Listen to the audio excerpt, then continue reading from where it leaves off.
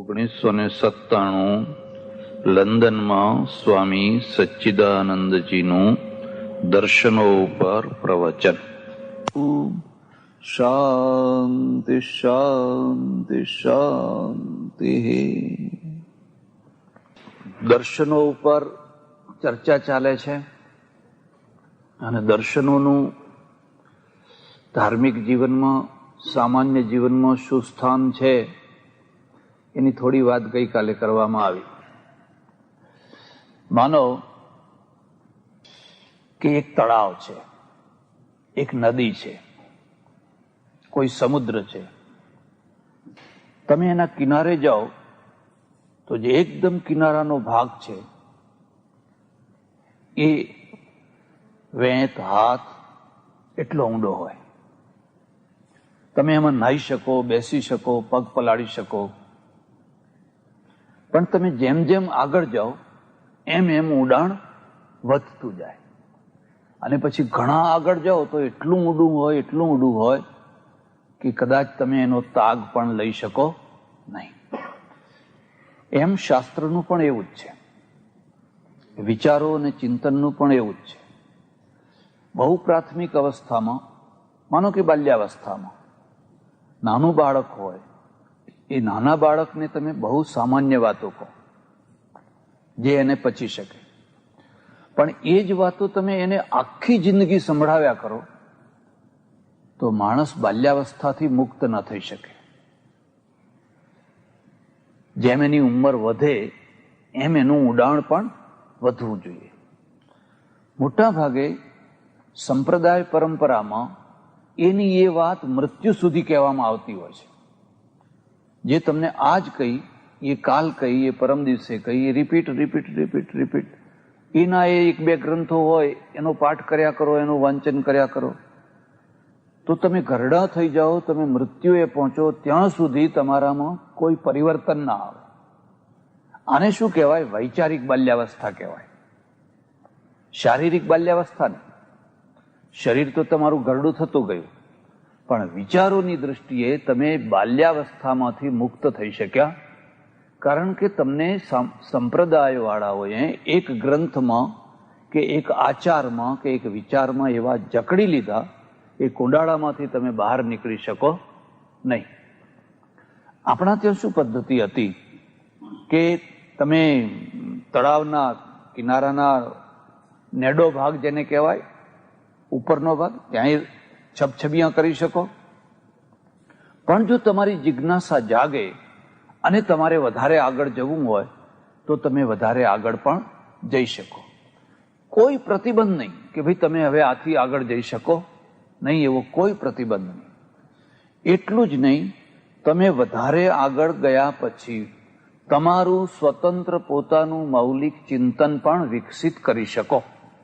તમે પોતે પણ ઋષિ થઈ શકો, તમે પોતે પણ દાર્શનિક થઈ શકો. તમને છૂટ છે અને એવી છૂટ હોવાના કારણે અહીંયા જુદા જુદા સમયે જુદા જુદા અસંખ્ય દર્શનો પેદા થયા જે બીજા સંપ્રદાયોમાં ના થઈ શક્યા. માનો કે મુસ્લિમ છે કે ક્રિશ્ચન છે કે એમના ત્યાં આવા દર્શનો પેદા ના થઈ શક્યા, કારણ કે સ્વતંત્ર રીતે ચિંતન કરવાની છૂટ હતી નહીં. જો તમે સ્વતંત્ર રીતે વિચાર કરતા થાઓ તો તમે કાં તો ફેંકાઈ જાઓ, કાં તો તમને મારી નાખવામાં આવે, અને એ રીતે એ એક પ્રતિબંધ જેવી સ્થિતિ થઈ ગઈ. હવે કાલે મેં તમને કહ્યું હતું કે આપણા ત્યાં ઘણા દર્શનો છે, પણ એ બધાનું સમીકરણ કરવું હોય, એનો જો વિભાગ કરવો હોય તો એને 12 ભાગમાં વહેંચી શકાય. અને એમાં 6 અવૈદિક દર્શનો અને 6 છે એ વૈદિક દર્શનો. 6 અવૈદિક દર્શનોની થોડી રૂપરેખા ગઈકાલે આપવામાં આવી. એટલા માટે આપવામાં આવી કે વૈદિક પરંપરામાં શું વિચાર કરાય છે અને અવૈદિક પરંપરામાં શું વિચાર કરાય છે. આ મુદ્દો બીજો સમજી લેજો. અવૈદિક દર્શનો એટલે થિયરિકલ ચિંતન જુદું હોવા છતાં પણ આચારોમાં, સંસ્કૃતિમાં, ધર્મમાં ખાસ મહત્વનો ભેદ રહેતો નથી. માનો કે જૈન છે, માનો કે બૌદ્ધ છે, માનો કે ચારવાક છે એટલે નાસ્તિક છે, તો એ નાસ્તિક હોવા છતાં પણ જૈન હોવા છતાં પણ, બૌદ્ધ હોવા છતાં પણ એના દીકરા દીકરીના લગ્ન તો સરખી રીતે જ કરે છે. એના દીકરા દીકરીના લગ્નમાં કોઈ ફરક નથી, મૃત્યુના પ્રસંગમાં કોઈ ફરક નથી. બધી માન્યતાઓ, મંદિરનો આકાર, મંદિરમાં શ્રીફળ, સાથીઓ, ફૂલ, આરતી, જે કંઈ છે એ લગભગ બધું સરખું છે. તો ભેદ છે એ મોટા ભાગે આ ભેદ છે વૈચારિક, એટલે ચિંતનનો થિયરિકલ ભેદ છે. અને થિયરી છે એ મસ્તિષ્કને સ્પર્શનારી વસ્તુ છે. ભક્તિ છે એ હૃદયને સ્પર્શનારી વસ્તુ છે. ને હૃદય છે એને તર્ક નથી હોતો. હૃદયમાં જે વાત બેઠી એને તર્ક નથી હોતો, એ બેસી એટલે બેઠી. પણ મસ્તિષ્કને તર્ક હોય છે, દલીલ હોય છે. એટલે આ જે વસ્તુ છે એ મસ્તિષ્કની વસ્તુ છે. અને એમાં દલીલ કરવાની, દલીલ સાંભળવાની, દલીલ સહન કરવાની તૈયારી હોવી જોઈએ. જો તમે એ રીતે તૈયાર ના હોવ તો તમે દર્શનશાસ્ત્રનું અધ્યયન ન કરી શકો, અધ્યાપન ન કરાવી શકો, તમે દાર્શનિક ન થઈ શકો.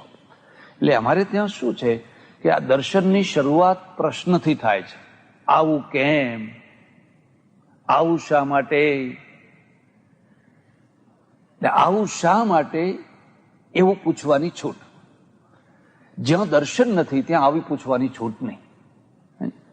માનો કે કોઈ મુસલમાન છે અને એને તમે એમ પૂછો કે ભાઈ નમાજ કરતી વખતે તમે ઉઠ બેસ કેમ કરો છો, ઉભા થાવ છો, બેઠા છો, પછી આમ કરો છો, એ શા માટે કરો છો?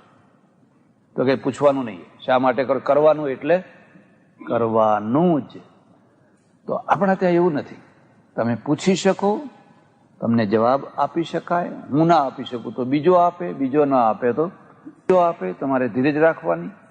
પણ કદાચ જવાબ ના આપી શકાય તો પણ પૂછવાની તો છૂટ ખરી જ.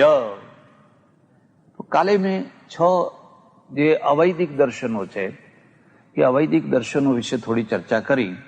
હવે આજે જે 6 વૈદિક દર્શનો છે એ વિશે થોડી ચર્ચા કરવાની છે. તમે પહેલા લખી લેજો, એના નામ લખી લેજો. 1 ન્યાય, 2 વૈશેષિક, 3 વૈશેષિક, 3 યોગ, 4 સાંખ્ય, 5 પૂર્વ મીમાંસા અને 6 ઉત્તર મીમાંસા. તમે જે લખ્યું હોય એ ઓછામાં ઓછું ઘેર ગયા પછી એક વાર તો એને તમારે રિપીટ કરવાનું છે. ખાલી એના ઉપર નજર ફેરવી જશો તો પણ તાજું હોવાના કારણે તમને એની સ્મૃતિ થઈ આવશે. અને જો લખ્યું પછી બંધ કરીને મૂકી દીધું અને એના ઉપર નજર જ ના ફેરવી તો ભૂલાઈ જશે. અને જો તમે એને 1-2 વારે પણ રિપીટ કરશો ઘેર જઈને તો બીજા દિવસે એ તમને કામ આવશે, ત્રીજા દિવસે એ તમને કામ આવશે. તમારું એક ફાઉન્ડેશન તૈયાર થતું જશે. એટલે આ 6 દર્શનો છે. હવે 6 દર્શનોના જે રચયિતા છે એના નામ બોલું તો એ તમે એના આગળ લખી દેજો. ન્યાયના રચનારા ગૌતમ છે. અને ગૌતમ છે એ એક વ્યક્તિનું નામ નથી પણ ઘણા વ્યક્તિઓનું નામ છે. દાખલા તરીકે મહાવીરની સાથે જે છે એ પણ ગૌતમ છે.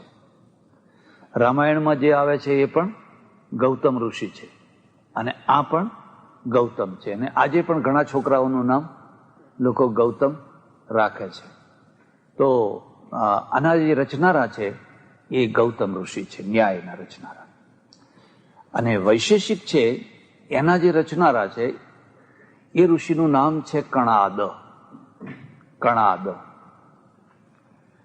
આ 6 દર્શનોમાં અને 6 ઋષિઓમાં મારી દૃષ્ટિએ સૌથી વધુમાં વધુ પ્રભાવશાળી આ કણાદ છે. બધાય મહાન છે. અને કણાદ ગુજરાતી છે, કપિલે ગુજરાતી છે. આ 2 ઋષિઓ ગુજરાતના છે. કણાદ છે એ પ્રભાસ પાટણના છે. પ્રભાસ પાટણ એટલે સોમનાથ. અને કપિલ છે એ સિદ્ધપુરના છે. આ બે ઋષિઓ ગુજરાતી છે. તો આ બીજા ઋષિ છે એ કણાદ છે. બરાબર છે. હવે ત્રીજો જે યોગ છે એના ઋષિનું નામ છે પતંજલિ. પતંજલિ એ પંજાબના છે. પંજાબમાં તક્ષશિલા એટલે આજે જ્યાં પાકિસ્તાનમાં ઇસ્લામાબાદ રાજધાની બની છે એની બાજુમાં તક્ષશિલા કહે છે એ લોકો, અપભ્રંશ કરીને તક્ષશિલાને તક્ષશિલા કહે છે. તો એ તક્ષશિલા વિદ્યાપીઠના આચાર્ય હતા, એટલે વાઇસ ચાન્સલર જે કોઈ હતા, એટલે એ પતંજલિ છે. ચોથા છે સાંખ્યના એ કપિલ છે. અને કપિલ છે એ એમના વિશે એવી માન્યતા છે કે કપિલ સૌથી વૃદ્ધ છે. સાંખ્ય શાસ્ત્ર સૌથી જૂનું છે, એટલે એમનું બીજું નામ વૃદ્ધા તરીકે પણ આવે છે કે આપણા વૃદ્ધ પુરુષો આવું કહે છે. તો ચોથાનું નામ છે કપિલ. બરાબર, દેવહૂતિ ને કપિલનું જે સંવાદ આવે છે આ કપિલ છે.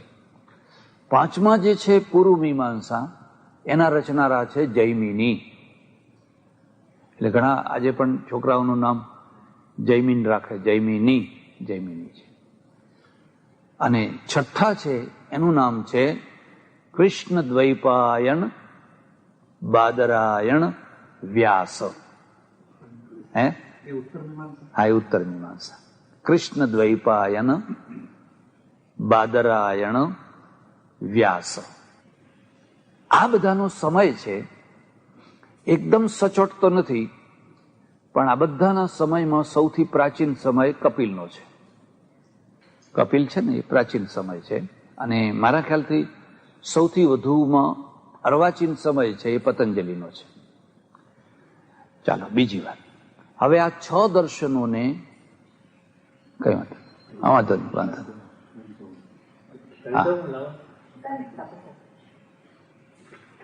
હા, હવે જરા ફરીથી આ દર્શનો 6 છે, પણ આગળ જતા 2 દર્શનોનું જોડકું બનાવવામાં આવ્યું. અને 2 દર્શનોનું જોડકું બનવાના કારણે આ 6 દર્શનો 3 થઈ ગયા. એટલે તમે આમ હાસ્યો કરી શકો.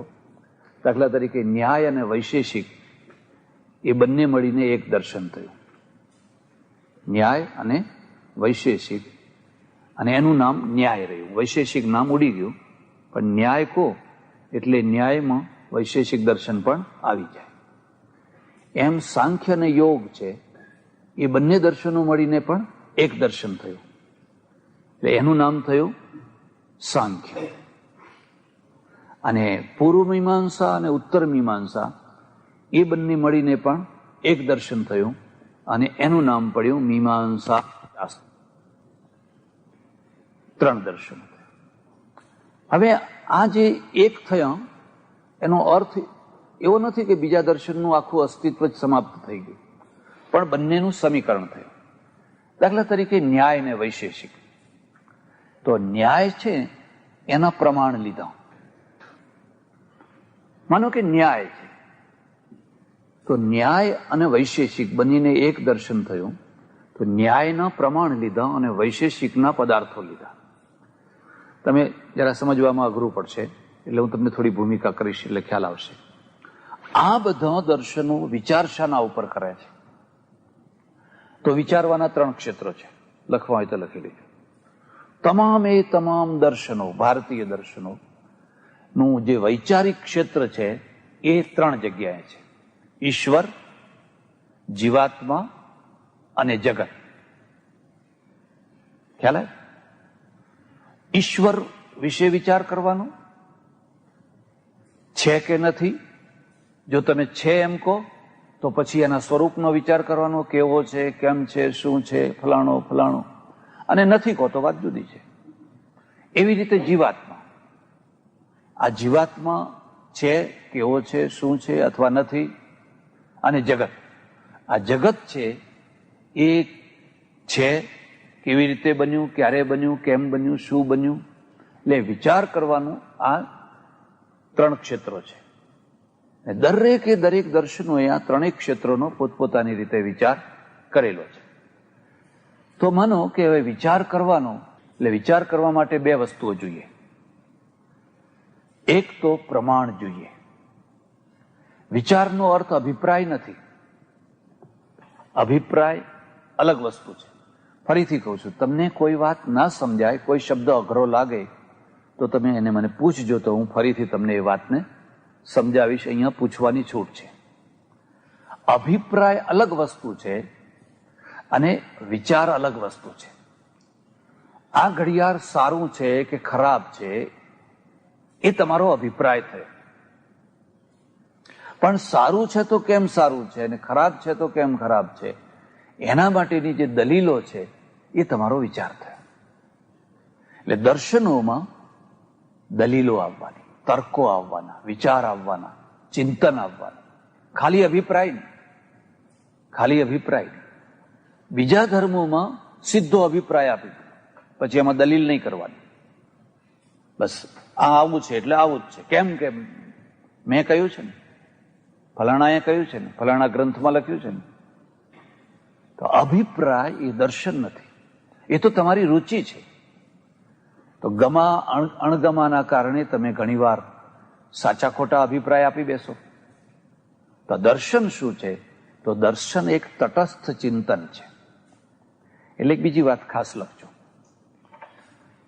વિજ્ઞાન, ઇતિહાસ અને દર્શન, આ ત્રણેય લાગણી મુક્ત હોવા જોઈએ. હા, વિજ્ઞાન, ઇતિહાસ અને દર્શન એટલે ફિલસૂફી, આ ત્રણેય લાગણી મુક્ત હોવા જોઈએ. જો એમાં તમે લાગણી ઉમેરી દો તો તમે સત્યને ના શોધી શકો. એક વૈજ્ઞાનિકને એક ગુલાબનું ફૂલ આપ્યું અને કહ્યું કે લેબોરેટરીમાં એની તપાસ કરો. પછી એ વિચાર કરે કે આ મારા બગીચાનું છે કે મારા દુશ્મનના બગીચાનું છે. જો મારા બગીચાનું હોય તો હું એનો આવો રિપોર્ટ આપું, ને જો મારા દુશ્મનના બગીચાનું હોય તો હું એનો આવો રિપોર્ટ આપું. એટલે પ્રયોગશાળા, લેબોરેટરી છે એ લાગણીને સહન કરે. એ તમારા બગીચાનું હોય તોય ભલે ને દુશ્મનના બગીચાનું હોય તોય ભલે. એમાં જે કંઈ તત્વો છે કે આમાં કેટલું કેલ્શિયમ છે કે કેટલું ફલાણું છે કે કેટલું ફલાણું છે, એ રિપોર્ટ એને આપવાનો એટલે આપવાનો જ. એમાં કંઈ લાગણી ચાલે? લાગણી ક્યાં ચાલે? કે આ ગુલાબ છે એ તમે તમારા કોઈ પ્રિય માણસને આપ્યું તો એને લાગણીનો ઉભરો આવે. તમે કોઈ કબર ઉપર ચડાવ્યું, તમે કોઈ ભગવાનના માથા ઉપર ચડાવ્યું, ત્યારે એ ગુલાબ સાથે તમારી લાગણી છે. પણ જ્યારે તમે પ્રયોગશાળામાં ટેસ્ટ માટે કોઈ ટ્યુબમાં મૂકો છો ત્યારે એને લાગણીને કંઈ લેવા દેવા નહીં. અને જો તમે એમાં લાગણીનો ઉમેરો કરો તો એમાંથી જે રિઝલ્ટ આવે એ સર્વમાન્ય સત્ય હોય નહીં, એ સત્ય ના હોય. એવી જ રીતે જ્યારે તમે ઇતિહાસ લખવા વાંચવા બેસો તો ઇતિહાસમાં પણ જો તમે લાગણી વેડા કરો કે આ તો મારા દેશનો રાજા હતો, એ તો કદી હારે જ નહીં, એ તો કદી ખોટું કરે જ નહીં, અને પછી જો તમે ઇતિહાસ લખો તો એ ઇતિહાસ ના કહેવાય. એ શું કહેવાય? એ ગાથા કહેવાય. એટલે આ ગાથામાં અને ઇતિહાસમાં અંતર છે. માનો કે આપણે રામની ગાથા લખવા બેઠા, એટલે આપણે રામ મહાન, પણ હવે લંકાનો કોઈ મહાકવિ હોય અને રાવણની ગાથા લખવા બેસે તો તમને ઘણાને ખબર નહીં હોય. રાવણાયણ પણ લખાયું છે.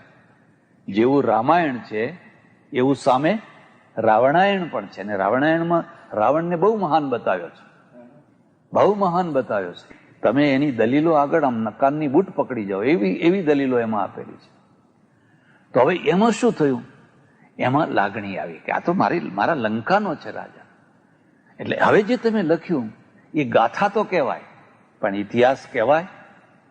ઇતિહાસમાં સગા બાપનો ઇતિહાસ લખવો હોય તો પણ એમાં લાગણી રાખીને લખી શકાય નહીં. અને જો લાગણી રાખીને તમે લખો તો એ પક્ષપાત થઈ જાય, તો સત્ય થઈ શકે. સત્યને શોધવાના આ 3 મુખ્ય કેન્દ્રો છે. ભૌતિક સત્ય વિજ્ઞાનથી,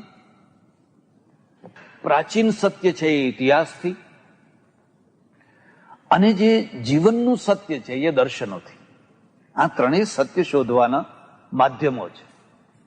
હું તમને એકદમ ઇમોશનલ બનાવી દઉં, લાગણી પ્રધાન બનાવી દઉં, અને પછી નારા લગાવું, જય જયકાર કરાવું, હમ મહાન હૈ, હમારી સંસ્કૃતિ મહાન હૈ. તો હવે દુનિયામાં એવી કોઈ પ્રજા છે જે એવો નારો લગાવતી હોય કે અમારી સંસ્કૃતિ અધમ છે? એવી કોઈ પ્રજા તમે જોઈ? અમારો દેશ અધમ છે, અમારી સંસ્કૃતિ અધમ છે, અમારો ધર્મ અધમ છે, એવી કોઈ પ્રજા તમે જોઈ? એ તો આખી દુનિયા બોલે જ છે, બધા જ બોલે છે આવી રીતે. એવું બોલવાથી કંઈ બહુ તો તમને થોડોક ટાઈમ જરા જુસ્સો આવે, ભાઈ એથી કંઈ સત્ય શોધી શકાય? એનાથી કંઈ તમે સત્ય ન શોધી શકો. એટલે ઇતિહાસ છે એ ઇતિહાસ ભૂતકાળનું સત્ય શોધે છે, અને દર્શન છે એ જીવનનું સમગ્ર સત્ય શોધે છે. અને એટલા માટે સત્યના શોધકે હંમેશા પૂર્વગ્રહોથી મુક્ત થવું જોઈએ. પૂર્વગ્રહોથી પકડાયેલો માણસ સત્યનો શોધક થઈ શકે? તમે કોઈ સંપ્રદાયમાં, કોઈ પરંપરામાં, કોઈ ખાસ ચીજોમાં પકડાયેલા છો તો તમે સત્ય નહીં શોધી શકો. તમે તમારો કક્કો સાબિત કરો એ વાત જુદી છે.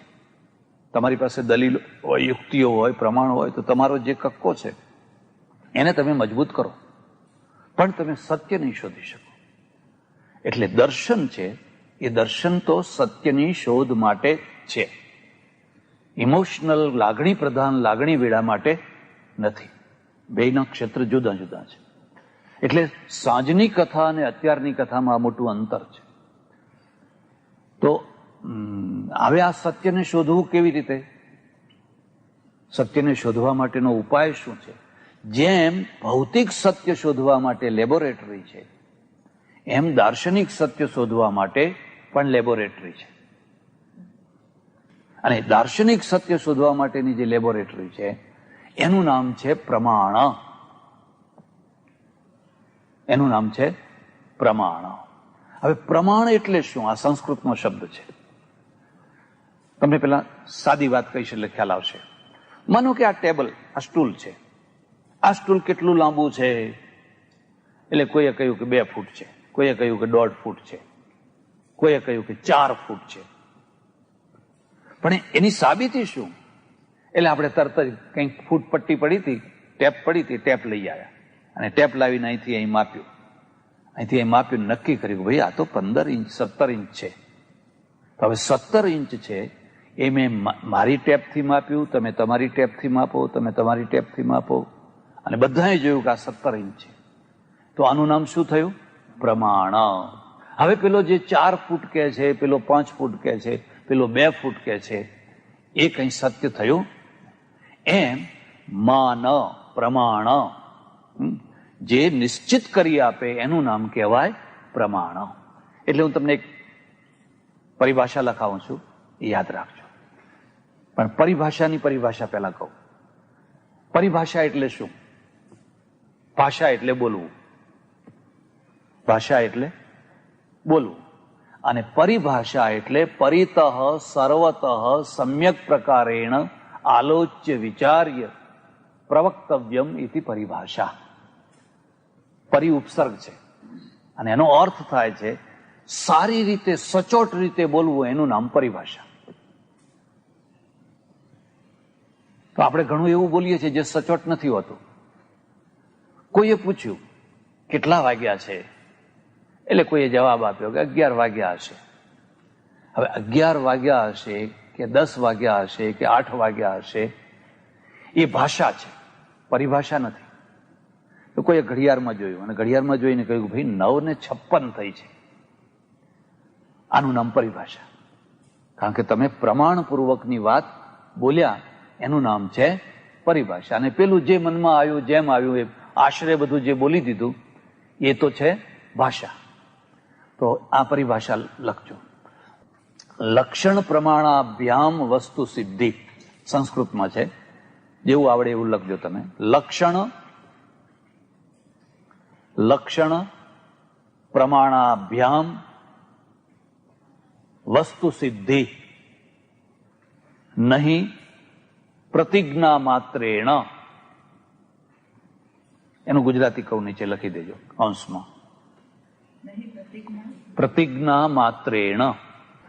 તો એક કૌંસ કરીને નીચે લખજો. જે વસ્તુની સિદ્ધિ થાય છે એ કેવી રીતે થાય છે, પહેલા એનો શબ્દાર્થ જ લખાવું છું, પાછું એનું વિવેચન કરવું પડશે. લક્ષણ અને પ્રમાણના દ્વારા, લક્ષણ અને પ્રમાણના દ્વારા વસ્તુની સિદ્ધિ થાય છે. બોલવા માત્રથી નહીં. પ્રતિજ્ઞા એટલે બોલવું, બોલવા માત્રથી નહીં. આ ન્યાયનું જ છે. આજે આપણે ન્યાય વિશે ચર્ચા કરી રહ્યા છીએ ને, એની જ આ બધી પરિભાષાઓ છે. તો હવે પહેલા લક્ષણ શબ્દ આવ્યો. લક્ષણ એટલે શું? બહુ સુંદર વાત છે. કોઈ પણ વસ્તુ હોય એ વસ્તુને લક્ષિત કરો. માનો કે ગાય, માનો કે ગાય છે. એટલે ગાય શું? તો કે જેને 2 શિંગડા હોય, 4 પગ હોય, 1 પૂંછડું હોય, એનું નામ કહેવાય ગાય. તો આ તો બરાબર નથી. કારણ કે ભેંસને પણ એવું હોય છે. ભેંસને પણ 2 શિંગડા હોય છે, 4 પગ હોય છે અને પૂંછડું હોય છે. આવું તો બધું ઘણા પ્રાણીઓને હોય છે. એટલે તમારું લક્ષણ છે એ દૂષિત થયું. એટલે લક્ષણના 3 દોષ લખવા હોય તો લખી લો. તમે જયારે લક્ષણ બનાવો ત્યારે એના 3 દોષ હોય. 3 દોષથી રહિત જે હોય એનું નામ કહેવાય લક્ષણ. લખો. 1 અતિવ્યાપ્તિ, 2 અવ્યાપ્તિ અને 3 અસંભવ. ખ્યાલ? હવે કોઈ એવું કહ્યું કે ભાઈ જેને 2 શિંગડા હોય એનું નામ કહેવાય ગાય, તો ભેંસમાં પણ એ લક્ષણ જશે, તો એનું નામ શું કહેવાય? અતિવ્યાપ્તિ. તો ગાયમાં જશે ને ગાયની સાથે સાથે ભેંસમાં, હરણમાં જે શિંગડાવાળા હશે એ બધામાં એ લક્ષણ ચાલ્યું જશે. એક માણસને કહ્યું કે જાઓ ને ભાઈ 2 ગાયો લઈ આવો ને. તો કે હું કેવી રીતે મને ખબર પડે કે જેને 2 શિંગડા હોય એનું નામ ગાય? તો એ તો ભેંસ લઈ આવ્યો. અરે તું ગાય લેવા મોકલ્યો તો તું ભેંસ લઈ આવ. પણ તમે કહ્યું હતું ને કે 2 શિંગડા હોય એનું નામ ગાય, તો આને 2 શિંગડા છે. તે લક્ષણ શું થયું? અતિવ્યાપ્ત. અતિવ્યાપ્ત એટલે શું? લક્ષ્ય દેશમાં રહીને અલક્ષ્ય દેશમાં પણ ચાલ્યું જાય ત્યારે એને અતિવ્યાપ્તિ કહેવાય. તો બીજું અવ્યાપ્તિ. અવ્યાપ્તિનો અર્થ શું થાય? કે માનો કે તમે કહ્યું કે ભાઈ ગાય કોને કહેવાય? એટલે કોઈએ કહ્યું કે જેને 2 પાંખો હોય એનું નામ ગાય. અથવા એમ માનો કે કોઈએ એમ કહ્યું કે 2 પાંખો છે એ અસંભવમાં આવશે, પણ કોઈએ એમ કહ્યું કે ભાઈ ગાય કોને કહેવાય? તો કહ્યું કે જેને 2 પગ હોય. અથવા જેને એમ કહ્યું કે લાલ રંગ, 2 શિંગડા હોય, 4 પગ હોય, પૂંછડું હોય અને લાલ રંગ હોય. લાલ રંગ હોય તો શું થશે કે લાલ રંગવાળી ગાયમાં તો એ લક્ષણ જશે, પણ સફેદ રંગની ગાય હશે કે કાળા રંગની ગાય હશે એમાં એ લક્ષણ જશે. તો લક્ષ્યના એક દેશમાં જાય અને એક દેશમાં ન જાય એને અવ્યાપ્તિ કહે. માણસ કોને કહેવાય? તો કે જેનો ગૌર વર્ણ હોય એને માણસ કહેવાય. તો ગૌર વર્ણ વાળા હશે એમાં તો જશે ને, જે કાળા વર્ણ વાળા હશે એમાં જશે નહીં. એટલે એને અવ્યાપ્તિ કહેવાય. અને અસંભવ કોને કહેવાય? કે લક્ષ્યમાં લક્ષણ જાય જ નહીં. ગાય કેવી હોય? તો કે જેને 2 પાંખો હોય. જાઓ ગાય લઈ આવો 2, અને પેલો ફરે પણ ક્યાંય 2 પાંખો વાળી ગાય એને મળે, એને અસંભવ કહેવાય. એટલે પહેલા તમારે જે વસ્તુની સિદ્ધિ કરવી હોય એનું લક્ષણ બનાવવાનું. આ તો મેં ઉદાહરણ આપ્યા. હવે આમાં આ દાર્શનિકોને સિદ્ધિ શું કરવાની છે? માનો કે ઈશ્વરની સિદ્ધિ કરવાની છે, તો ઈશ્વરનું લક્ષણ બનાવો. ઈશ્વર એટલે શું? તમને જે ઠીક લાગે તમારો જેવો ઈશ્વર હોય એવું લક્ષણ. જીવાત્માની સિદ્ધિ કરવાની છે. જીવાત્મા એટલે શું? તમે એનું લક્ષણ બનાવો. જગતની વાત કરવાની છે તો જગતનું લક્ષણ બનાવો. એટલે પહેલા લક્ષણ બનાવવાનું. અને લક્ષણ કેવું હોવું જોઈએ? અતિવ્યાપ્તિ, અવ્યાપ્તિ અને અસંભવ દોષથી રહિત હોવું જોઈએ. ચાલો લક્ષણ બનાવ્યું તમે, પછી એમાં પ્રમાણ આપો. એટલે પ્રમાણ આપો એટલે પ્રમાણનો નિર્ણય કરવાનો. તો પ્રમાણ 4 છે, લખવા હોય તો લખી દેજો. થોડો કંટાળો આવશે પણ ગભરાશો નહીં. આ તો કેવું ક્લાસિકલ છે ને, એટલે પછી ધીરે ધીરે ધીરે ધીરે એકવાર આ બધું બરાબર મગજમાં બેસી ગયું તો તમને બહુ સરળ થઈ જશે. વિચારો કરવામાં, વાત કરવામાં, નિર્ણય કરવામાં બહુ તમને ઇઝી થઈ જશે. તો પ્રમાણો 4 છે. પ્રત્યક્ષ, 2 અનુમાન, 3 ઉપમાન અને 4 શબ્દ. આપણે પ્રત્યક્ષ જોઈએ છીએ એ પ્રત્યક્ષ અનુમાન છે. આ રૂમાલ છે, હવે આ રૂમાલ છે એને કઈ સિદ્ધ કરવાનું હોય તો પ્રત્યક્ષ દેખાય જ છે. પણ તમને નવાઈ લાગશે કે પ્રત્યક્ષ દેખાતી વસ્તુને પણ સિદ્ધ કરી શકાય નહીં. ઘણી વાર અમારે ત્યાં એક બહુ મોટા પંડિત હતા, વિજ્ઞાન માર્તંડ એનું નામ, કાશીમાં. એનું નામ જ વિજ્ઞાન. એટલો પ્રતિભાશાળી પણ ખલનાયક. ખલનાયકનો અર્થ સમજે ને? ખલનાયકનો અર્થ શું થાય? કે બુદ્ધિનો દુરુપયોગ કરે. તમારી પાસે શક્તિ છે પણ શક્તિનો તમે દુરુપયોગ કરો છો, એટલે ધીરોદાત્ત નાયક નથી થઈ શકતા. એનું કામ શું? કોઈ પણ જગ્યાએ કોઈનું કોઈ મોટા મહામંડલેશ્વર, જગતગુરુ ફલાણા આવ્યા હોય, એનું પ્રવચન હોય, ત્યાં પહોંચી જવાનું, બેસવાનું, પછી અડધી સભામાં ઊભા થઈ અને એને સંસ્કૃતમાં પડકાર આપવાનો, તમે આ ખોટું બોલો છો, તમે આ સાચું બોલતા. અને એટલો મોટો પંડિત સંસ્કૃતમાં ધાડ છંદ બનાવીને વાતો કરે, એટલે પેલો તો બિચારો ગભરાઈ જ જાય કે આ વચ્ચે ના આવે તો, એટલે પહેલા એની પૂજા કરી લે. તમને ખબર પડી ને? પૂજા કરીને અર્થ સમજે, એને દાન દક્ષિણા જે જોઈતું હોય એ આપી દે, પછી કઈ વાંધો આવે.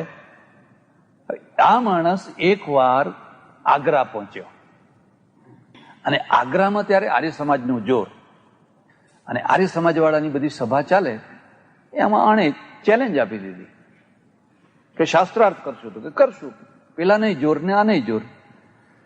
તો હવે આગળ મોટી સભા ભરાયેલી છે અને આ સ્ટેજ ઉપર બધા બેઠેલા છે, એટલે પેલા એ પૂછ્યું તમારો પક્ષ શું છે, તમે કયો પક્ષ લઈને આવ્યા છો?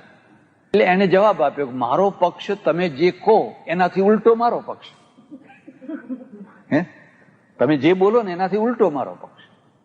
કેટલી ખુમારી હોય ત્યારે આવું બોલી શકાય. હવે પેલો આર્ય સમાજનો પંડિત પણ બહુ મોટો વિદ્વાન અને ચતુર હતો. એણે કહ્યું, ત્યારે આ લાઇટ નહીં બધી, એણે કહ્યું કે આ ટેબલ ઉપર જે લેમ્પ પડ્યો છે, દીવો લેમ્પ, એ લેમ્પ છે એવો મારો પક્ષ છે. એ પેલા વિજ્ઞાન માર્તંડે કહ્યું બહુ સારું, મારો પક્ષ છે કે લેમ્પ જેવી કોઈ વસ્તુ જ નથી, મારો પક્ષ લેમ્પ નથી એવો છે. હવે આખી સભા પેલા લેમ્પને જુએ છે. 7 દિવસ શાસ્ત્રાર્થ ચાલ્યો, 7 દિવસ, અને 7મા દિવસે સિદ્ધ કર્યું કે લેમ્પ સિદ્ધ થતો નથી. અહીં ટેબલ ઉપર લેમ્પ છે એવું સિદ્ધ થતું. તો હવે કેટલી મોટી પ્રતિભા હશે, તમે વિચાર કરો. રોજ પેલા ચોપાનિયામાં પેપરમાં એમનું બધું આવે, અને 7 દિવસ સુધી દલીલો ચાલી, સાબિત કરી દીધું કઈ લેમ્પ જેવી કોઈ વસ્તુ જ નથી. આ દુનિયા તો બધી લેમ્પ જોઈ રહી છે. એટલે પ્રત્યક્ષે કિમ પ્રમાણમ, એટલે પહેલું જે પ્રમાણ છે એ છે પ્રત્યક્ષ, જે આપણને અનુભૂતિ થાય છે. ને બીજું જે પ્રમાણ છે, કારણ કે પ્રત્યક્ષનું ક્ષેત્ર બહુ નાનો છે, જગત છે ને એટલું વિશાળ છે કે 100 વર્ષ પહેલા, 50 વર્ષ પહેલા જે જગત આપણને નહોતું દેખાતું એ હવે દેખાવા લાગે. માનો કે એક્સરે છે, ગામા રે છે, લેસર છે, પહેલા દેખાતા હતા આપણને, કોઈને ખબર નથી કઈ અહીં કોઈ આ બધા કિરણો છે કે બેક્ટેરિયા છે, આ જાતના બધા બેક્ટેરિયા છે, તો પહેલા તો કોઈને દેખાતા નતા. પણ નતા દેખાતા ત્યારે એ હતા કે નતા? હતા. તો હવે કેમ અનુભવો થયો? તો આપણી પાસે સાધનો નીકળ્યા, આ જુદા જુદા સાધનો નીકળ્યા ને એટલે. અને આ બધા જંતુઓ ન દેખાવાના કારણે આયુર્વેદ અને એલોપેથીમાં એક પાયાનો ભેદ રહી ગયો. આયુર્વેદ શું માને છે કે તમામે તમામ રોગોમાં વાત, પિત્ત અને કફ એની વિષમતા કારણ છે.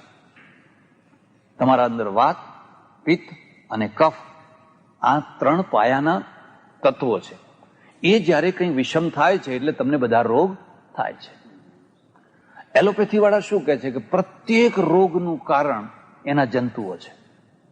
ટીબીના જંતુઓ છે, અસ્થમાના છે, દમના ફલાણાના તમને મેલેરિયા થયો, કોઈ પણ થયું, દરેકના જંતુઓ છે.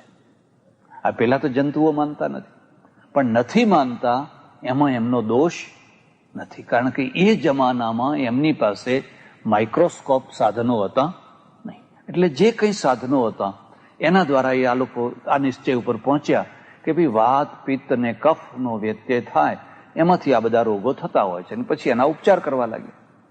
પણ દુનિયા આગળ વધતી અને એણે નવા સાધનો પેદા કર્યા, તો 200 ગણું, 2000 ગણું, 2 લાખ ગણું મોટું એનલાર્જ થઈને બધી વસ્તુ તમને દેખાવા લાગી. એટલે તમે આ એલોપેથી છે એ જંતુવાદમાં આવી, અને પેલા છે એ વાત, પિત્ત ને કફમાં આવ્યા. તો આમનું શું કહેવું છે કે પ્રત્યક્ષ જગત તો બહુ નાનું છે, અપ્રત્યક્ષ જગત ઘણું મોટું છે.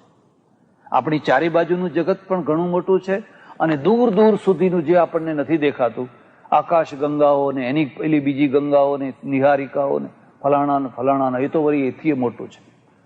એ કેટલું મોટું છે એનો કોઈ અંત નથી, એનો કોઈ છેડો નથી. આ વાતને આપણા ત્યાં પુરાણોમાં પૌરાણિક રીતે કહેવામાં આવી. પૌરાણિક રીતે શું કહેવામાં આવી કે શિવજી છે ને, શિવજી પ્રગટ થયા,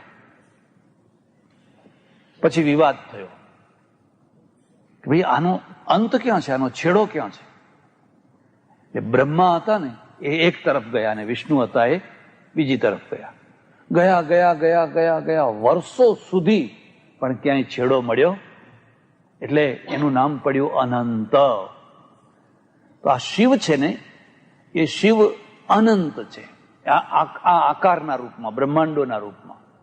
એનો કોઈ છેડો જ નથી. એક આ તરફ ગયા અને પેલા બીજી તરફ ગયા, પણ એનો કોઈ અંત આવ્યો નહીં. એટલે આપણે શું માનીએ છીએ, પરમેશ્વર અનંત છે, એનું જગત પણ અનંત છે, એનું જગત પણ અનંત છે. અને એટલે આપણે ભગવાનનું નામ શું રાખીએ છીએ ખબર છે? લખી લેજો, અનંત કોટી બ્રહ્માંડાધિપતિ. આવું અનંત જગત એક નહીં, પણ આવા અનંત કોટી એવા જે બ્રહ્માંડો, એ બ્રહ્માંડોનો જે અધિપતિ. આમ તમે જુઓ તો હો પ્રકાશ વર્ષ, ને આ પ્રકાશ વર્ષનો આંકડો પણ નાનો પડી જાય, એટલે ફરી પાછું તમારે કોઈક બીજું કોઈ માપ કાઢવું પડે, એટલું વિશાળ બ્રહ્માંડ છે. હવે જે આ અપ્રત્યક્ષ જગત છે, એ અપ્રત્યક્ષ જગતને તમે જાણશો કેવી રીતે, એને માપશો કેવી રીતે? એટલે એના માટે બીજું પ્રમાણ ખોડ્યું, એનું નામ છે અનુમાન. એનું નામ છે અનુમાન પ્રમાણ. અનુમાન પ્રમાણ શું છે કે વસ્તુ નથી દેખાતી, 100 કિલોમીટર ઉપર વરસાદ થયો છે, પણ એ વરસાદ તો તમને અહીં દેખાતો, પણ નદીમાં ડોળું પાણી આવ્યું છે.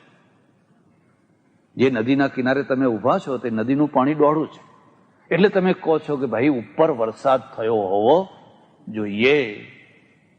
કોઈ તમને પૂછે કે તમે વરસાદ જોયો છે, તો કે ના, નથી જોયો. તો નથી જોયો તો કેમ બોલો છો? પણ ન જોયો હોવા છતાં પણ અહીંયા જે નદીમાં ડોળું પાણી દેખાય છે, એના આધારે તમે ત્યાંનો નિશ્ચય કરી શકો. એટલે કારિકા લખાવું, તમને લખી લેજો. અને આ સાંખ્યની કારિકા છે, લખવા જેવી છે. ઈશ્વર કૃષ્ણ નામના એક બહુ મોટા સાંખ્ય વિદ્વાન થયા, એમણે સાંખ્ય કારિકા લખેલી છે, લખી લેજો. અતિ દૂરાત સામીપ્યાત ઇન્દ્રિય ઘાતાત, મનોનવસ્થાનાત, ફરી બોલી જાઉં છું, અતિ દૂરાત, સામીપ્યાત, ઇન્દ્રિય ઘાતાત, મનોનવસ્થાનાત, અભિભવાચ. આટલા કારણોસર વસ્તુ હોય તો પણ આપણને એનો અનુભવ થાય નહીં, અને અનુભવ ન થાય એટલે વસ્તુ નથી એમ કહી શકાય નહીં. એમાં પહેલું કારણ આપ્યું છે, કોઈ વસ્તુ છે પણ અત્યંત દૂરે છે, અતિ દૂરાત. પંચમી વિભક્તિ છે ને, હેતુ અર્થમાં છે, અતિ દૂરાત એટલે બહુ દૂર વસ્તુ હોવાના કારણે વસ્તુ હોવા છતાં પણ આપણને એનો અનુભવ થતો નથી. પછી સામીપ્યા, વસ્તુ છે પણ અત્યંત સમીપમાં હોવાથી પણ આપણને અનુભવ થતો નથી.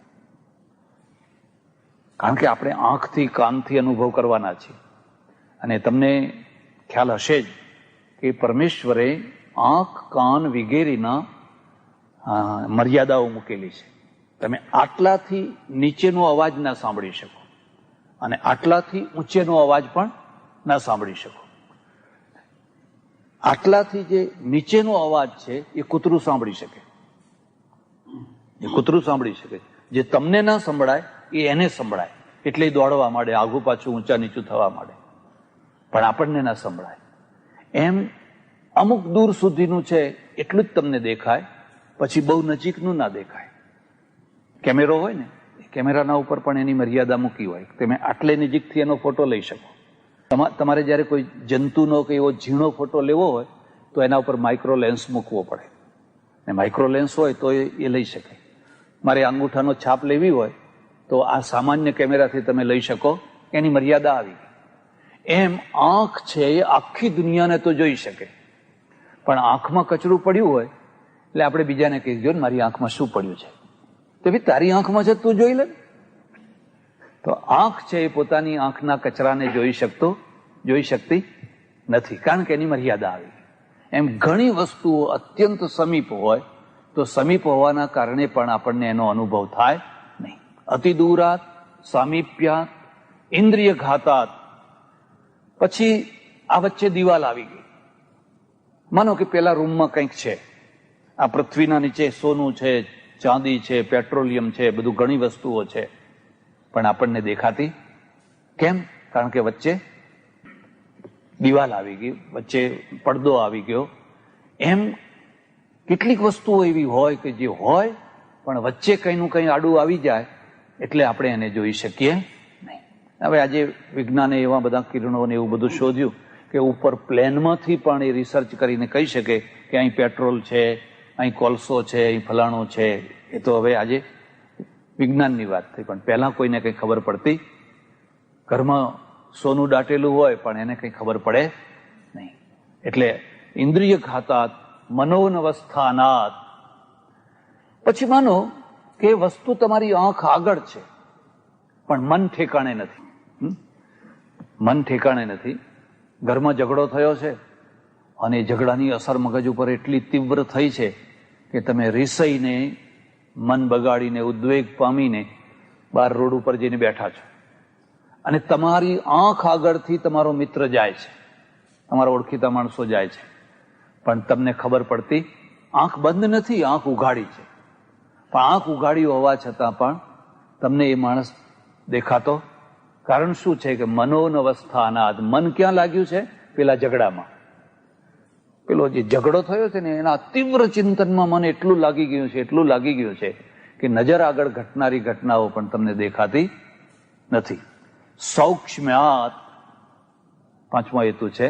સૌક્ષ્માત, વસ્તુ છે પણ અત્યંત સૂક્ષ્મ છે. આ બેક્ટેરિયા વગેરે એવી બધી ઘણી વસ્તુઓ છે. સૌક્ષ્મ્યાત, અત્યંત સૂક્ષ્મ હોવાના કારણે. અને છેલ્લું કારણ છે તદઅભિભવાચ. તદ અભિભવ. અભિભવ એટલે શું? એક વસ્તુના દ્વારા બીજી વસ્તુને છે. ચંદ્ર છે તો તારા હોવા છતાં પણ તમને તારા કેમ નથી દેખાતા? કારણ કે સૂર્યના પ્રકાશમાં એ ઢંકાઈ ગયા છે. એટલે સામેથી ગાડી આવતી હોય અને એની બહુ મોટી તીવ્ર લાઇટ હોય ને તમારી આંખ ઉપર પડે તો એના કારણે તમને બાજુમાં પડેલો પથ્થરો દેખાય નહીં. હવે પથ્થરો કેમ નથી દેખાતો? તમારી આંખ છે એ પેલી લાઇટથી અભિભૂત થઈ ગઈ છે એટલે. તદભિભવાચ્ચ. બાકી દિવસે પણ તારા હોય છે. કોઈ વાર કેટલાક લોકોને ધોળા દિવસે પણ તારા દેખાતા. ભગવાન કરે ને કોઈને ધોળા દિવસે તારા દેખાય. નથી કહેતા અરે મને તો ધોળા દિવસે તારા દેખાડી દીધા. તારા તો છે જ પણ આપણને દેખાતા. હવે માનો કે કોઈ એમ કે અત્યારે પણ તારા છે અને કોઈ માણસ કહે કે નથી, હોય તો બતાવો તો જ હું માનું, નહીં તો હું માનું.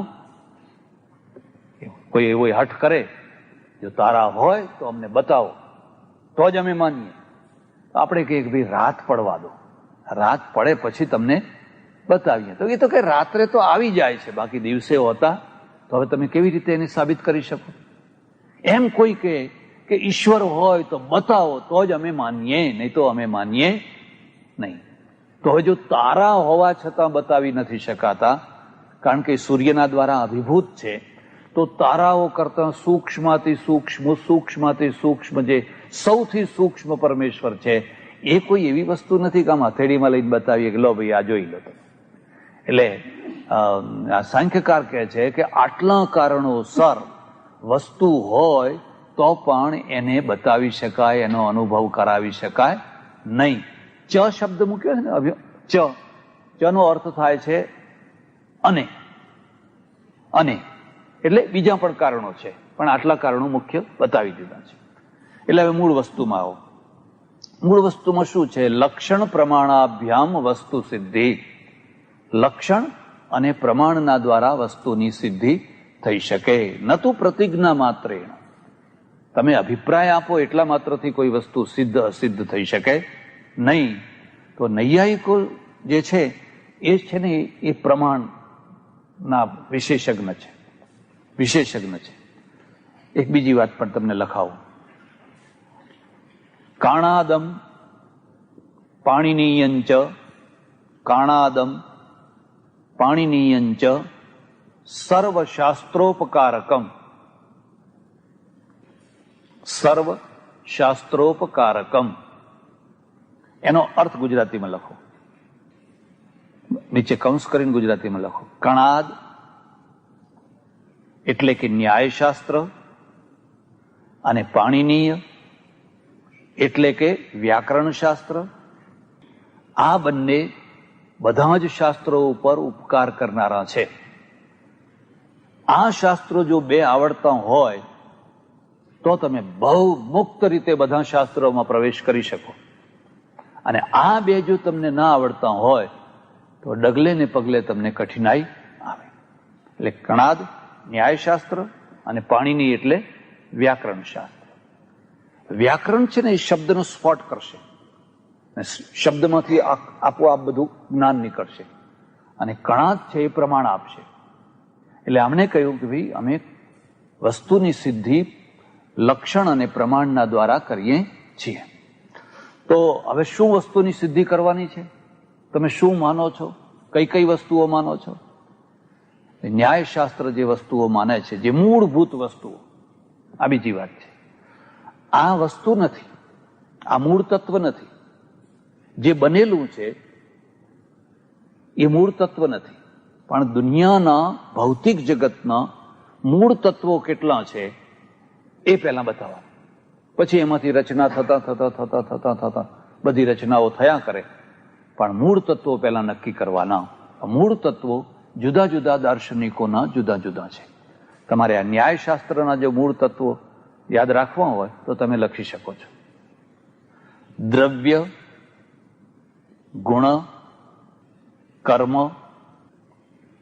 સામાન્ય, વિશેષ, સમવાય અને અભાવ. આ મૂળ તત્વો છે. આમાં તમે કઈ સમજી નહીં શકો, કારણ કે દર્શન છે ને એ વ્યાખ્યા છે. દર્શન છે એ તો ટીચિંગ છે, એની વ્યાખ્યા કરવી પડે. તમે જઈને પુસ્તક વાંચો તો કશું સમજણ નહીં પડે. તમે કણાદનું લઈ આવો કે ફલાણું લઈ આવો અને વાંચવા બેસો તો બીજી મિનિટે મૂકી દેવાના. એ તો વ્યાખ્યા છે, એની વ્યાખ્યા કરો, ભણો, સમજો, તો પછી તમારી ચાંચ ડૂબે એમાં. આમનું એમ કહેવું છે કે આ 7 પદાર્થો, પદાર્થ લખજો, ઇતિ સપ્ત પદાર્થા, ઇતિ સપ્ત પદાર્થા, આ 7 પદાર્થો એ આખા બ્રહ્માંડોના મૂળ તત્વો છે. એમાંથી બધું આવી ગયું. આમાં ફરક એક એટલો છે કે કણાદ 6 ને માને છે, 7મો જે અભાવ પદાર્થ છે, છેલ્લો જે અભાવ શબ્દ લખ્યો છે ને એ પ્રશસ્ત પાદ, એટલે કણાદના ઉપર જેણે ભાષ્ય કર્યું એ પ્રશસ્ત પાદે ઉમેર્યો છે, બાકી 6 પદાર્થો માને છે. આ 6 પદાર્થો આપણા મૂળ તત્વો છે. હું એની એક એકની જરા વ્યાખ્યા કરીશ એટલે ખ્યાલ આવશે. દ્રવ્ય અંગ્રેજીમાં શું કહે? મેટર. તો આ પદાર્થ છે. હવે આ પદાર્થને તોડતા તોડતા તોડતા તોડતા તોડતા રહેતા રહેતા રહેતા જે છેવટનું મૂળ તત્વ રહી જાય એ એનું મૂળ તત્વ છે, એ દ્રવ્ય છે, એલિમેન્ટ. તો આ બધા પદાર્થોમાં એક તો દ્રવ્ય છે, પણ દ્રવ્ય જ કઈને વાત પૂરી કરી દે તોય થઈ શકે? તો કે ના, દ્રવ્યમાં ગુણ છે. બીજો પદાર્થ છે એ ગુણ છે. આ ગુણ જરા સમજવો પડશે. ગુણ એટલે શું છે કે માનો કે પૃથ્વી, તો પૃથ્વીનો અસાધારણ ગુણ શું છે? ગંધ. ગંધ. અગ્નિ છે, અગ્નિનો અસાધારણ ગુણ શું છે? દાહકતા. દાહકતા. જળ છે, એનો અસાધારણ ગુણ શું છે? શીતળતા, વગેરે વગેરે. એ આગળ બતાવશે. પણ દરેક પદાર્થ છે એમાં કોઈને કોઈ ગુણ રહેલા છે. તો એ જે આ ગુણ, પાછા આ મુદ્દો સમજી લેજો. ગુણ છે એ દ્રવ્યથી સ્વતંત્ર નથી રહી શકતો. માનો કે તમે છો અને તમારામાં દયા નામનો ગુણ છે, ઉદારતા નામનો ગુણ છે, પરાક્રમ છે, શૌર્ય છે, તો તમને છોડીને અલગ રહી શકે? એટલે આપણે શું માનીએ છીએ? ગુણ અને ગુણી, ગુણ અને ગુણી, દ્રવ્ય અને ગુણ, આ બંને અવિના ભાવ ભેગા રહેતા હોય છે. અવિના ભાવ ભેગા રહેતા હોય છે. અઘરું લાગે છે? ના સમજણ પડે તો કહેજો મને ફરીથી. ગુલાબ છે, તો ગુલાબમાં જે સુગંધ છે, તો સુગંધ અને ગુલાબ આ બંને ગુણગુણી છે. ગુલાબ હોય જ નહીં અને ગુલાબની સુગંધ કદી રહી શકે નહીં. તમે એનું એસેન્સ બનાવીને એ રાખો ત્યારે એ પાછું દ્રવ્ય થઈ ગયું. ફૂબડામાં જે છે એ પાછું દ્રવ્ય થઈ ગયું. એટલે આ દુનિયાના મૂળ તત્વોમાં દ્રવ્ય છે, અને દ્રવ્ય છે એમાં ગુણો છે, અને બધામાં સરખા ગુણો નથી. એને જીવાત્મામાં પણ ગુણો છે, પરમાત્મામાં પણ ગુણો છે. એટલે આ પહેલો સ્ટેજ થયું દ્રવ્ય. આ દ્રવ્ય છે, આ દ્રવ્યની અંદર ગુણો છે. પછી શું છે? કર્મ. દ્રવ્ય, ગુણ, કર્મ. કર્મ એટલે શું? કે ક્રિયા, એક્ટિવિટી. કેટલા, લગભગ 2700 વર્ષ ઉપર આ બધી વાતો થયેલી છે. 2700 વર્ષ ઉપર આ કણાદ અને ગૌતમે આ ચર્ચા કરેલી છે.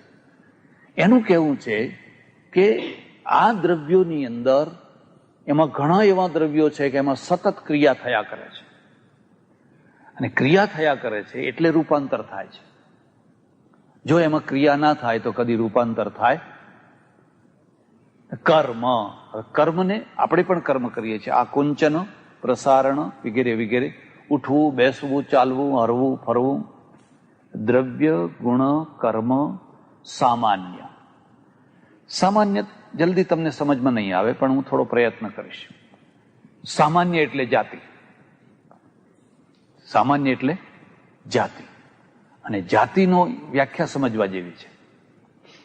એકને જોઈને બીજા અનેકનો તમે નિર્ણય કરી શકો, એને જાતિ કહેવાય. આકૃતિ ગ્રહણા જાતિ. સંસ્કૃતમાં એની વ્યાખ્યા લખવી હોય તો લખજો, આકૃતિ ગ્રહણા જાતિ. તમે એક કૂતરું જોયું અને કોઈએ કહ્યું કે આ કૂતરું છે, પછી હવે જેટલા કૂતરા જુઓ ત્યારે બધાએ કહેવું ના પડે કે આ કૂતરું છે, આ કૂતરું છે, આ કૂતરું છે, આ કૂતરું છે. કારણ કે બધા કૂતરામાં એક કૂતરા નામની જાતિ રહે છે. દરેક માણસમાં એક માણસ નામની જાતિ રહે છે. એટલે એક મનુષ્ય તમે જોયો પછી મનુષ્યત્વ એની જાતિ છે. એક ઘઉં તમે જોયો અને એના આધારે તમે અમેરિકામાં ગયા અને ઘઉંનો ઢગલો જોયો, અહીં તો ઘઉંના ઢગલા પડ્યા છે. તો કેવી રીતે તમને ખબર પડી કે ગોધુમત્વ?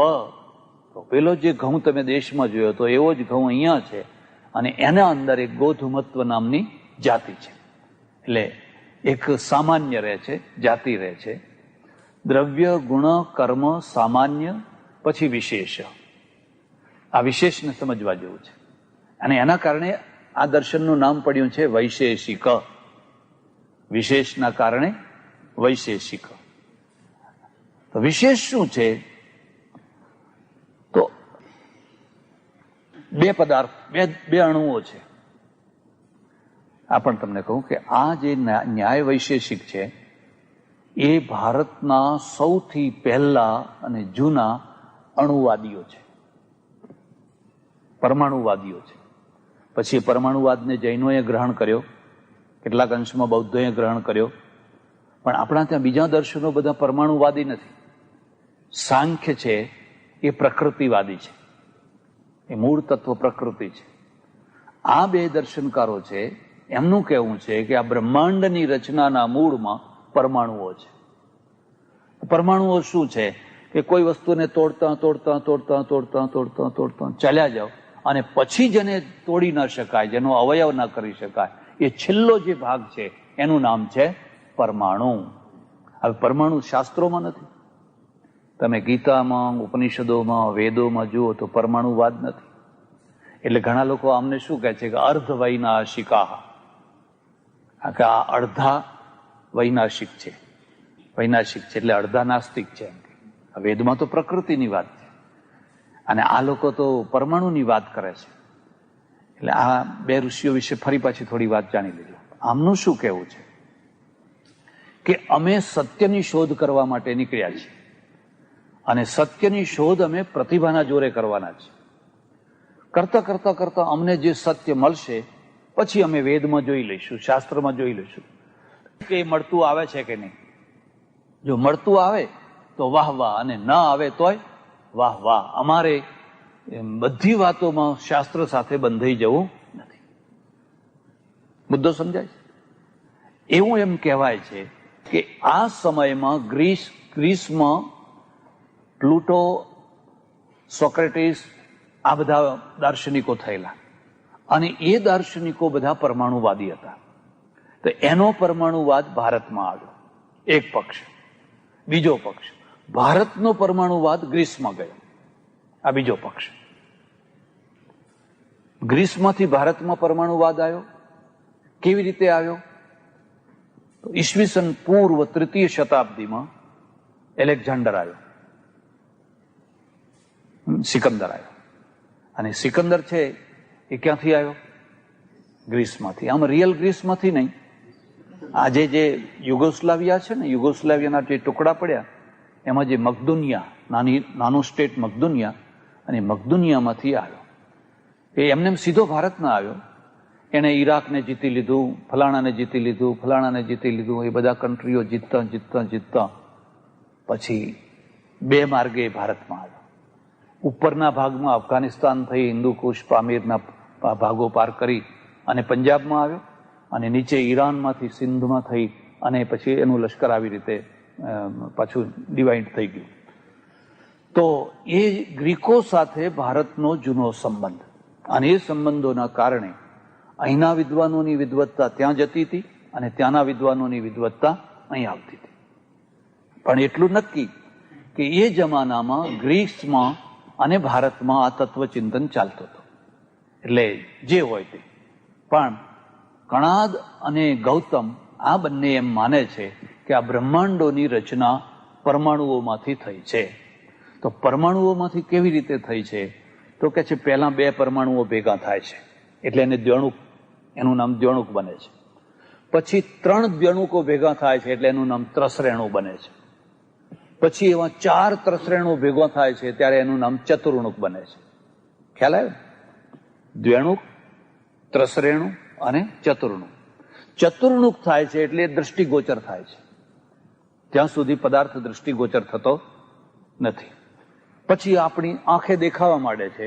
પછી એ જેમ ઈંટોથી આપણે મકાન બનાવીએ એમ બધા પરમાણુઓ ભેગા થતા નદીઓ, પર્વતો, જંગલો, ગ્રહો, ઉપગ્રહો, સૂર્યો વગેરે વગેરે બધા બ્રહ્માંડ થાય છે. તમે ઉધઈનો રાફડો જુઓ તો ઉધઈના રાફડામાં એટલો મોટો, આફ્રિકામાં તો એટલા મોટા મોટા રાફડા હોય કે હાથી જઈને ઘસે તોય પણ એ પડે. હવે એ તો બહુ એક નાની સરખી કણિકા લઈ આવે છે, એમાં પોતાનું થૂંક મેળવે છે. એના થૂંકમાં એવું કેમિકલ છે કે પેલો સામાન્ય માટીનો કણ છે ને પથ્થર બની જાય છે, સિમેન્ટ કરતા મજબૂત. પછી એનાથી ચણતા એ બનાવે છે. પણ એ નાનો જે કણ છે ને, અહીં સમજવા માટે એ શું છે? એ પરમાણુ છે. પછી એમાં બીજો જોડ્યો, ત્રીજો જોડ્યો, ચોથો જોડ્યો, એમ કરતા તો મોટો રાફડો બનાવી દીધો. એમ આ બ્રહ્માંડો જે બને છે એ મૂળ તત્વોના પરમાણુઓમાંથી બનતા પછી બને છે. તો આ તો ઠીક થયું, ચાલો બરાબર બને છે.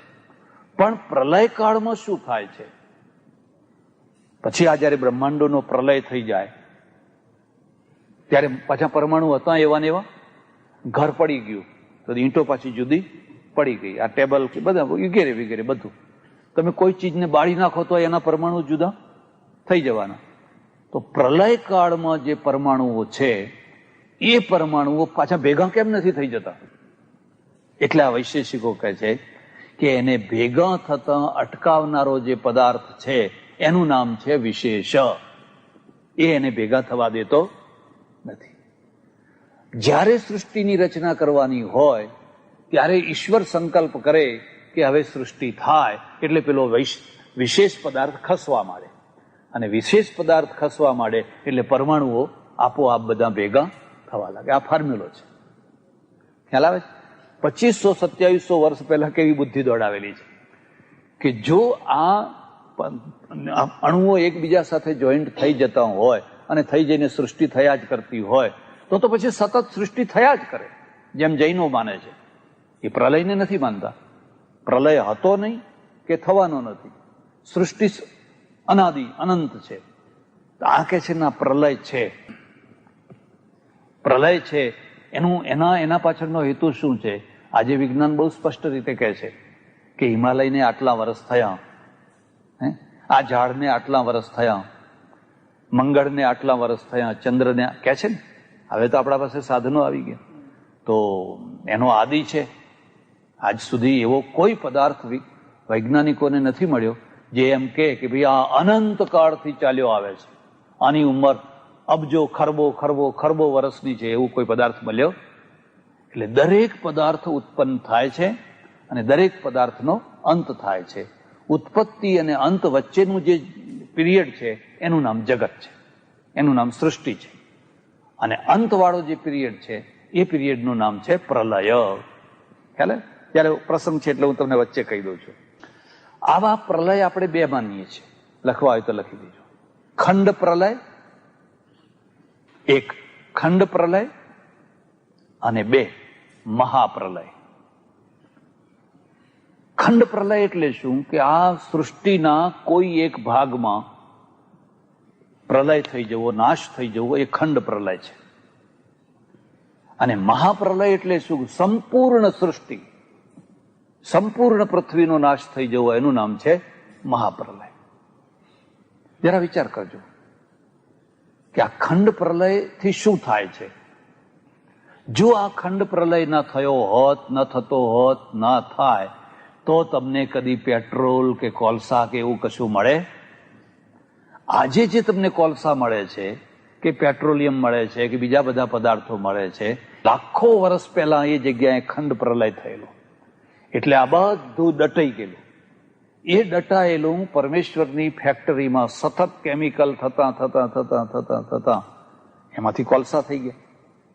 આ કોલસા નીકળ્યા છે ક્યાંથી? કેવી રીતે? કોણે મૂક્યા હતા ત્યાં કોલસા? કોણે પેટ્રોલિયમ મૂક્યું હતું? કોણે સોનું મૂક્યું હતું? જે કંઈ ખનીજ નીકળે છે એ લાખો વર્ષ પહેલા થયેલા પ્રલયના કારણે નીકળે છે. આપણે શું માનીએ છીએ કે 14 મન્વંતર છે. લખવું હોય તો લખી દેજો. 14 મન્વંતર છે. પ્રત્યેક મન્વંતરમાં એક ખંડ પ્રલય થાય છે અને 14મા મન્વંતરમાં મહાપ્રલય થાય છે. અત્યારે 7મો મન્વંતર ચાલે છે. 7મો મન્વંતર ચાલે છે. એટલે બ્રાહ્મણ જયારે કોઈ સંકલ્પ કરાવે ને તો એ સંકલ્પ કરતી વખતે જો તમે ધ્યાન આપો તો એ આવું બોલે છે: વૈવસ્વત મન્વંતરે સપ્તમ મન્વંતરે કલિયુગે કલિ પ્રથમ ચરણે ભરતખંડે જંબુદ્વીપે આર્યાવર્તાંતર્ગતે નર્મદાયા ઉત્તરે તટે ફલાણા માસે અમુક પક્ષે અમુક તિથિ અમુક નક્ષત્રે. અરે એટલું ઝીણું ઝીણું ઝીણું ઝીણું બોલે છે.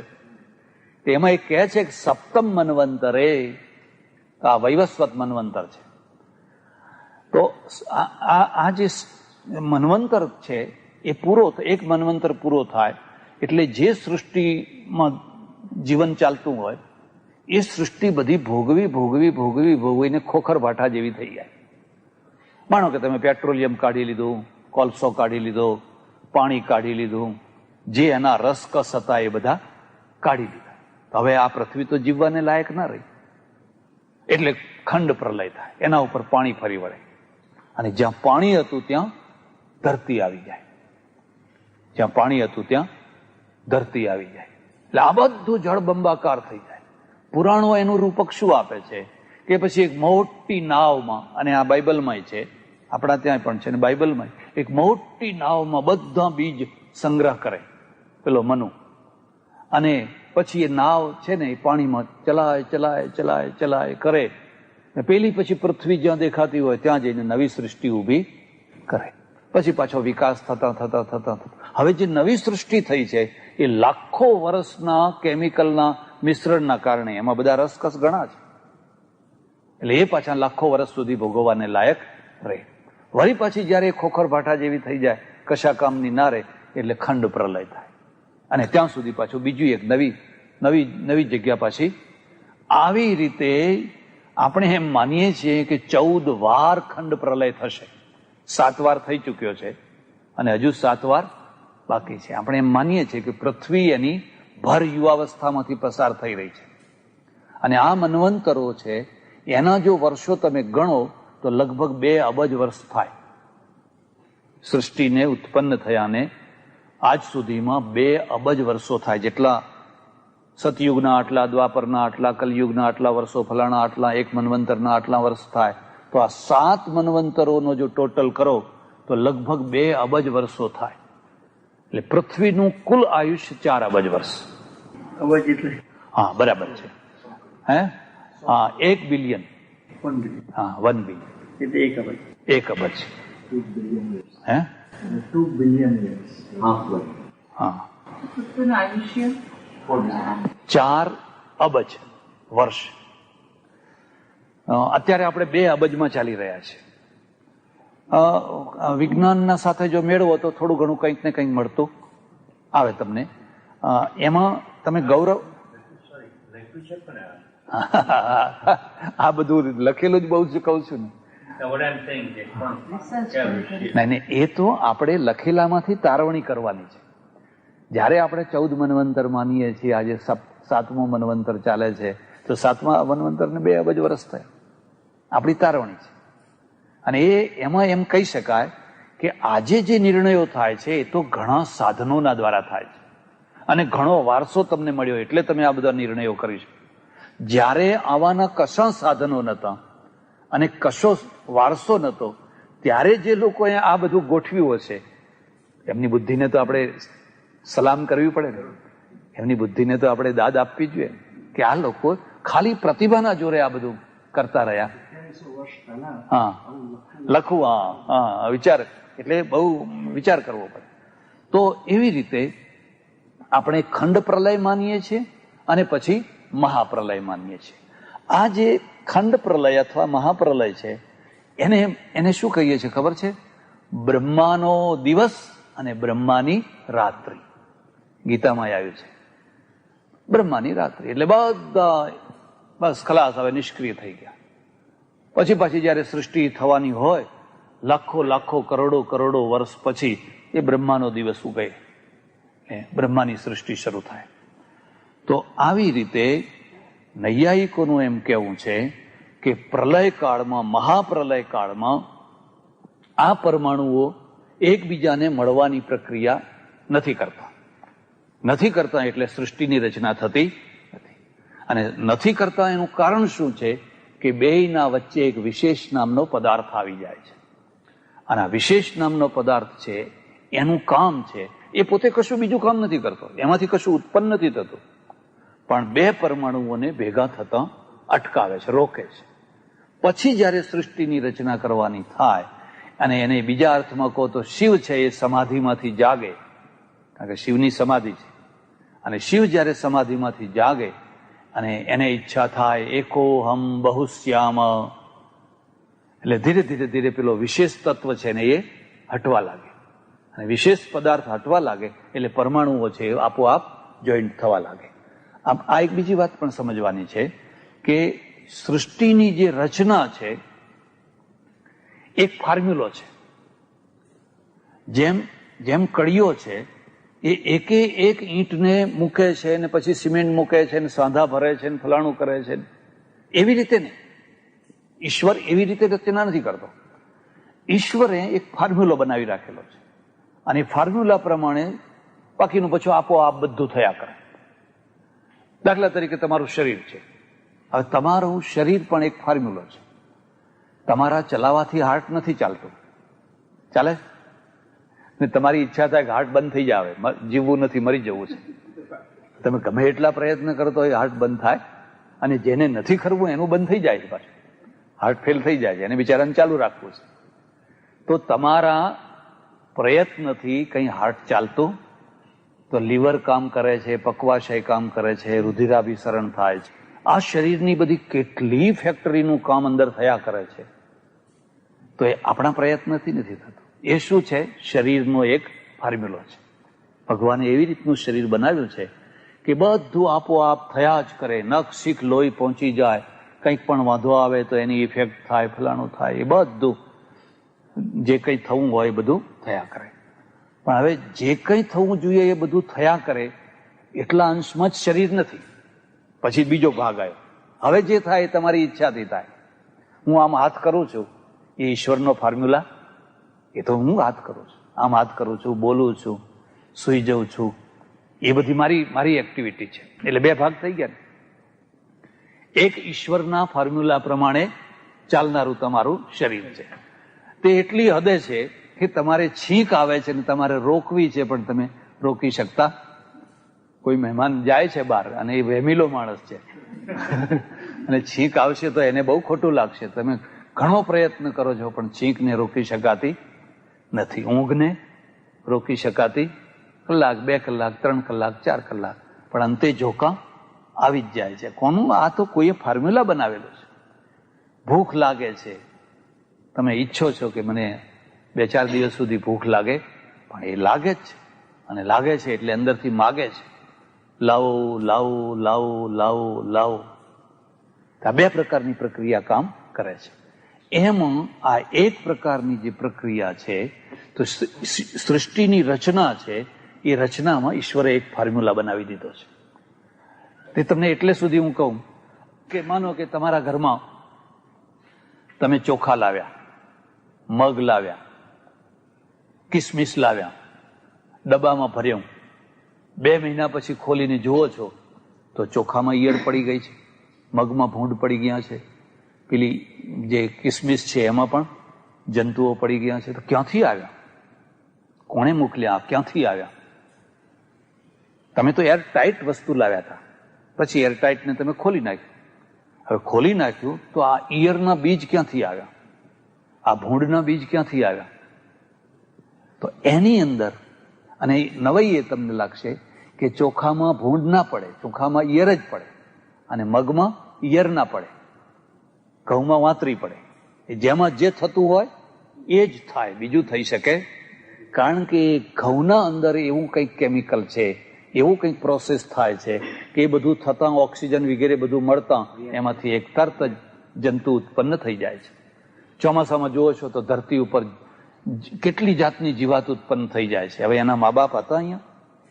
કઈ એના મા બાપ તો હતા નહીં. અને 4 દિવસ તડકો પડે, બરાબર ધોમ તાપ, બધા સાફ થઈ જાય, તો એનો કોઈ વંશ નથી રહેતો. આ ફોર્મ્યુલો છે. એટલે નૈયાયિકોનું એમ કહેવું છે કે સૃષ્ટિની રચના જ્યારે થાય ત્યારે જળ જળના પરમાણુઓ મળે, અગ્નિ અગ્નિના મળે, વાયુ વાયુના મળે, પૃથ્વી પૃથ્વીના મળે, અને એ રીતે સૃષ્ટિની ઉત્પત્તિ થાય. આકાશના પરમાણુ નથી. આ લોકો જે માને છે એમાં પંચભૂત જે છે એમાં આકાશના પરમાણુ નથી. આજની પરિસ્થિતિમાં જો જોઈએ તો આ દર્શન આ અર્થમાં ટકી નહીં શકે. ટકી કેમ નહીં શકે? કે આમનું એમ કહેવું છે કે જળ એક મૂળ તત્વ છે. જળ એક મૂળ તત્વ છે. અને આજે તો તમે જાણતા હશો કે જળ એક મૂળ તત્વ ઓક્સિજન અને હાઇડ્રોજન, આ બંનેનું મિશ્રણ થાય એટલે જળ થાય. તો હવે એ જમાનામાં ઓક્સિજન ને હાઇડ્રોજનને જુદી કરવાની આખી પ્રક્રિયા નથી, એટલે આ લોકો અહીં આવીને અટકી ગયા. આજે આપણે એનાથી આગળ વધ્યા. એવી રીતે પૃથ્વી છે એ મૂળ તત્વ આજે નથી. એ જમાનામાં પૃથ્વીના મૂળ પરમાણુ એ લોકોએ માનેલા. તો આ પ્રકારના પરમાણુઓના દ્વારા સૃષ્ટિની રચના થાય છે. તો એ રચના કેવી રીતે થાય છે જરા લખી લેજો. થોડું અઘરું છે. એ રચનાના 3 કારણો છે. 3 કારણો છે. સમવાયી 1, અસમવાયી 2 અને નિમિત્ત 3. આવા 3 કારણો છે.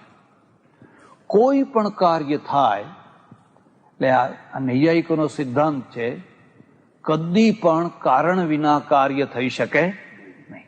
અને આ એક સિદ્ધાંત જો આપણા મગજમાં બેસી જાય તો તમે કદી કોઈ ચમત્કારને ચમત્કાર ના માનો. ચમત્કારનો અર્થ થાય છે કે જેના કારણની તમને ખબર નથી અને કાર્ય દેખાય છે એટલે તમને એ ચમત્કાર લાગે છે. બાકી પ્રત્યેક કાર્યનું કારણ હોય ને હોય જ. કારણ વિના કદી કાર્ય થઈ શકે નહીં. તો એ કારણમાં 3 કારણો છે. એક તો સમવાયી, બીજું અસમવાયી અને ત્રીજું છે એ નિમિત્ત. હું તમને ઉદાહરણથી સમજાવીશ.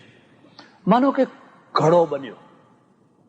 કુંભાર છે ને ઘડો બનાવે છે, તો ઘડો બન્યો. હવે ઘડામાં માટી છે એ સમવાયી કારણ છે.